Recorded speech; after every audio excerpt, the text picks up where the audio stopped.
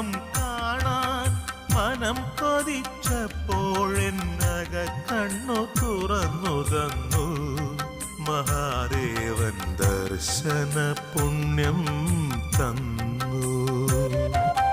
ആ ദീപം കാണാൻ മനം കൊതിച്ചപ്പോഴെന്നക കണ്ണു തുറന്നു തന്നു മഹാദേവൻ ദർശന പുണ്യം തന്നു.